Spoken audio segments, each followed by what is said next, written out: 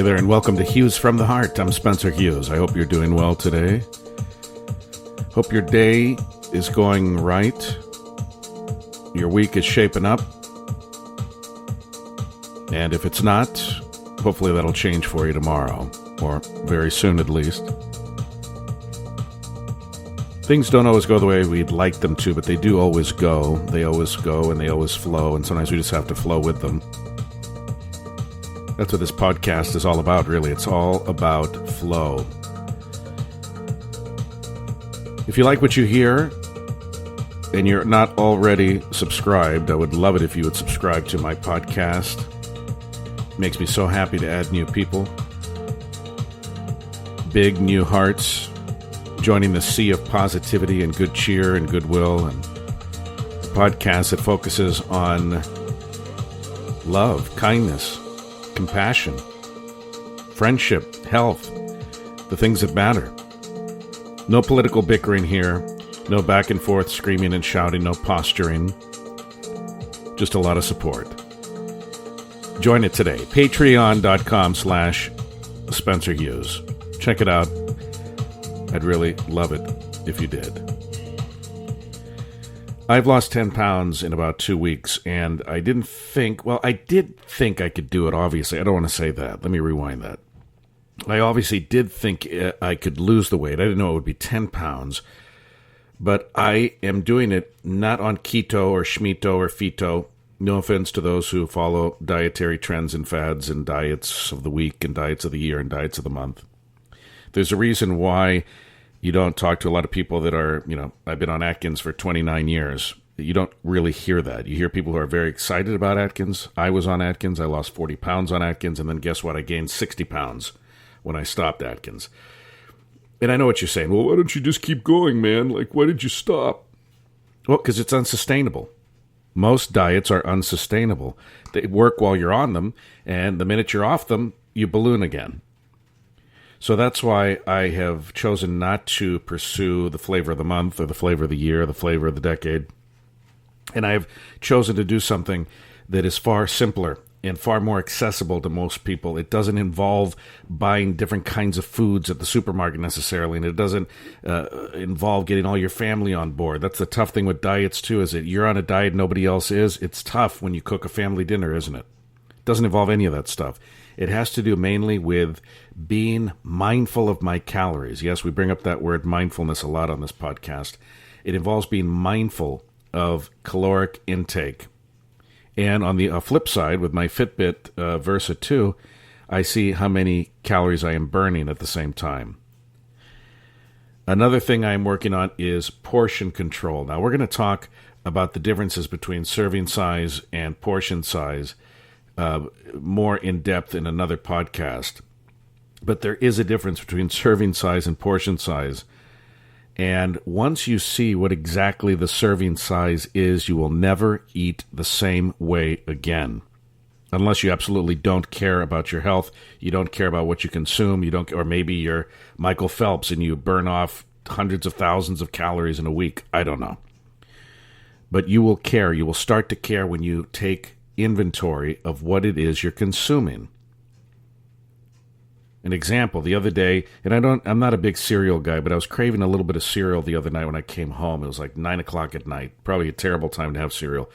But I had a very healthful cereal in the pantry, and I thought to myself, okay, I could pour the same size bowl that I always do, pour the milk up to the same level that I always do, or I could see what the portion size is, or excuse me, the serving size, not the portion size, the serving size. That's my portion size. When I would just pour out a whole bunch of the bag, you pour out like a fourth of the bag. You ever do that? Anybody with kids, you buy like a certain cereal and it's gone in 2 days. It's because instead of one, it's supposed to last longer. If you look at the box, it says like 18 servings, but it's gone in like 3 bowls.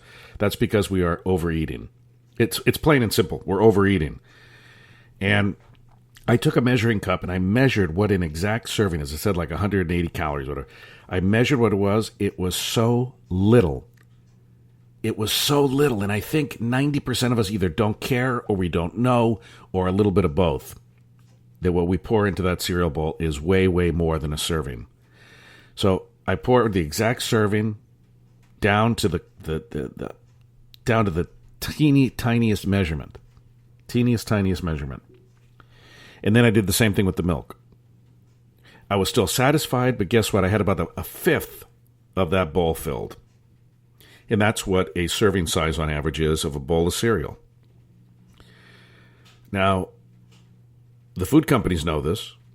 The distributors know this. But they don't think you're paying attention, I guess. And the more you pour into that cereal bowl, the faster the cereal goes. And again, anyone with kids knows that. You buy some Cocoa Pebbles, and they're gone in 24 hours because everyone's pouring 8 times what they should into the bowl. And they want you to do that. They don't want you to pay too much attention to what a serving is. They want you to have the illusion that a serving is the same as a portion. A portion's what you decide to put on your plate. A portion is what I did before, and that is pouring half the cereal box into the couple of bowls and then calling it a day, right? That's like 2 meals at breakfast. For some people, I mean, the average cereal box will last you 3 days. If you're alone, if you have a family, it'll last you 1 breakfast. So I started doing that. I downloaded an app, and this is not a promotion for them because I don't subscribe. I don't pay for it, and I don't think I will. I debated for a while whether I should pay $30 or $40 a year for this thing, but I'm doing fine without paying for it, and I don't need their recipes when there's 8,000 websites giving you recipes. So I've chosen not to subscribe to the premium model of it, but I am losing weight just by keeping tabs on my calories, being cognizant, being mindful, if you will, of how many calories I'm consuming. It tells me, it asks your weight, your height, everything, I think your age, male, female, and it calculates how many, you put what your goal weight is. You say, I want to weigh 150 pounds, and this is what I weigh now, and they tell you how many calories. It asks you if you want to lose a pound a week, which is what they recommend for safe weight loss, pound and a half, 2 pounds, you can go on from there. And it'll tell you, it'll say this is not safe or sustainable for your age and weight and stuff. Now, if you weigh 800 pounds, you could stand to lose 5 pounds in a week probably. If you weigh 150 pounds, you probably, should debate whether you should be losing weight at all. You shouldn't be losing 5 pounds a week if you weigh 150 pounds. So it considers all that. And what's cool is that it tells you at the end of each day if you're at a deficit, if you're at a surplus of calories allowed to you. And most days I'm 300 or 400 under, and that accumulates over the course of a week, and that is how you lose a pound. That's how you lose 5 pounds. That's how you lose 20 pounds. That's how you lose any weight. And this is something that it may sound like I'm oversimplifying, but I don't think I am. And that is, you burn more calories than you take in, you will lose weight. If you consume more calories than you burn, you will gain weight. It's very simple mathematics. It's the same thing as finances. If you spend more than you make, you're going to be in debt. If you make more than you spend, you'll have a savings account that will grow nicely, hopefully, for you.